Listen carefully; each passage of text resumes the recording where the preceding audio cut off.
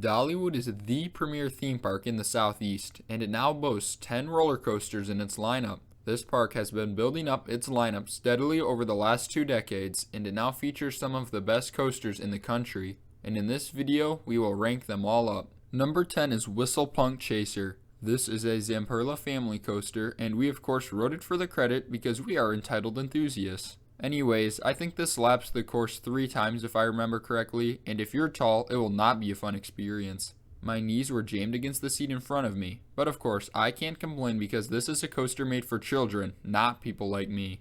At number 9 is Dragonflyer, the park's Vekoma family inverted coaster, and this is a fun ride. It has only lap bars and is a huge improvement over the old Vekoma hang-in banks at parks such as Kings Island and Carowinds. This is located in the Wildwood Grove section of the park across from Big Bear Mountain. It does offer some forces, but nothing crazy. Overall, a fun ride that's perfect for the park and the area it is in. Taking the number 8 spot is Blazing Fury. This is an indoor coaster that was built in-house by the park. It is basically a clone of the original Fire in the Hole at Silver Dollar City. This ride is themed to a fire in a mine shaft, and it does feature some drops towards the end which can catch you by surprise and give a little bit of airtime. This is a solid indoor coaster which I recommend trying at least once when you visit the park. At number 7 is Mystery Mine. This is a Gerstlauer Eurofighter which opened in 2007. Of all the unique rides in Dollywood, I think this is probably the most. It starts out with an indoor section which has a vertical lift hill and just kind of slowly moves through the indoor section, but has all kinds of weird banking and stuff. It also has some theming kind of like Blazing Fury. Then it leaves the indoor section, goes outside and traverses a short but steep drop and turnaround, and then engages with a second vertical lift hill. The entire coaster before this point is pretty janky and has tons of mid-course breaks. After the vertical lift is an enclosed beyond vertical twisted drop which gives really strong airtime in laterals. And then following that is what basically amounts to a flying snake dive, a heartline roll followed by this extremely elongated dive loop. The heartline roll gives some whip and float, and then the dive loop gives some ridiculous hang time because of how long and drawn out it is. Mystery Mine is possibly the most bizarre and odd roller coaster I have ever been on. Between the indoor section and all the theming, and then suddenly ending the way it does is very unique to say the least. This is a fun ride, and some have ranked it higher in the park, but it does have some very noticeable jankiness, and some of the transitions are not just very well done. Plus, the restraints are uncomfortable. Overall, a fun ride, but I like the other stuff in the park better. At number 6, we have Big Bear Mountain, the park's newest roller coaster, which was added at a cost of $25 million for the 2023 season. This is a Vekoma family multi-launch coaster, and it has 3 launches in the layout in total. Big Bear Mountain is one of the best family coasters I've ever been on. It actually packs a decent punch, and there's some actual positives and laterals. The launches have some force as well. It is also the longest coaster at Dollywood with just under 4,000 feet of track. The onboard audio is great and does help to convey the story. The only thing I didn't like with the coaster was the restraints, but I don't really have a right to complain about that because they are designed to accommodate as wide of a height and age range as possible, as this attraction has only a 39-inch height requirement. Overall, this is a fun ride. It's an awesome family coaster, and it's perfect for the park and very good at what it does.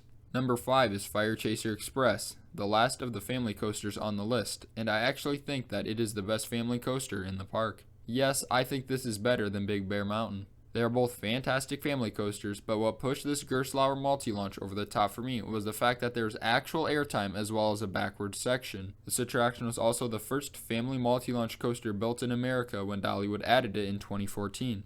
This coaster also has a bit more theming than Big Bear Mountain, including a section which very much reminded me of Backlot Stunt Coaster thanks to the fire effects. Fire Chaser Express is without a doubt one of the best family coasters I've ever been on, which is why I have it at number 5 on this list. Sliding in at number 4 is Tennessee Tornado, the first of the large-scale thrill coasters on this list. This was one of the last coasters Aerodynamics ever built, and was the first on which they used computers to design the layout. This multi-looper is one of the most unique you will ever see. It is a terrain coaster with a height of 163 feet. The drop gives good airtime in the back row and also dives into a tunnel. Then the train heads into a vertical loop that delivers some strong positive G's entering and exiting. Then it navigates a bank turn and heads into another smaller vertical loop, though this one is even more forceful than the first. Following this is a whippy sidewinder. The entire combo of these elements is what Dollywood refers to as an iron butterfly. The train then banks to the right and pops up into the brake run. Tennessee Tornado is probably the smoothest aero coaster you will ever ride. One recommendation I have is that if you are above 6 feet tall, be sure to ride this in the front of a car, no matter which one. The back row of each car has far less legroom, and my knees were pinned against the seat in front of me the entire time. Another fun fact is that this was the second coaster Alan Schucke ever designed. Anyway, this is a fun multi-looper, and while it is short, it doesn't necessarily feel that way because of how forceful the layout is. It is filled with gray out moments. The number 3 coaster on this list is Wild Eagle. This B&M wing coaster is extremely overhated. After the first drop, which does give some decent floater airtime, especially in the back row, you enter a vertical loop, which the train actually kind of hauls through. By the pull out of this element, I am graying out almost every time. The train then traverses a floaty 0G roll. I've never complained about a B&M 0G roll before, and this is no exception. Following this is an Immelman, which also does give a little bit of positives entering and some whip on the rollout. You then head into the last inversion of the ride, a corkscrew, which feels pretty similar to the 0G roll. The train then enters the finale, a twister section. This section has some decent forces. There are also really good foot choppers because of how close you get to some of the supports and the vegetation surrounding this ride.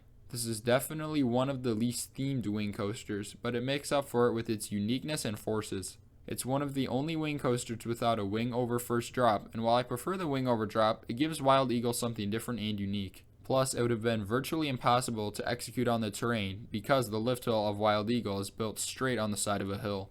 This is just a fun ride that has solid inversions and forces, and the terrain actually enhances the ride experience more than the theming that you'll find on any other wing coaster in the United States.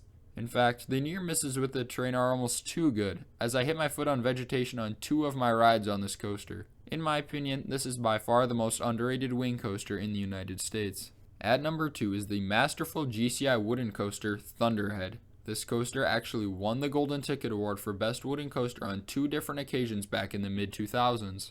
Nowadays, it is still a top 5 GCI. It has a typical GCI layout, but that isn't a bad thing at all. It has plenty of airtime and laterals. Thunderhead features the typical GCI curved drop. It also has a station fly-through. My rides this year were possibly the smoothest I've ever had on any wooden coaster. Dollywood has evidently been taking very good care of this coaster, and I believe they have done some extensive retracking over the past few seasons. One interesting thing about Thunderhead's layout is how it seems to stay higher off the ground than other GCIs. When I think of a typical GCI twister layout, I think of all those low to the ground elements. But Thunderhead does have quite a few bank turns which are quite high off the ground.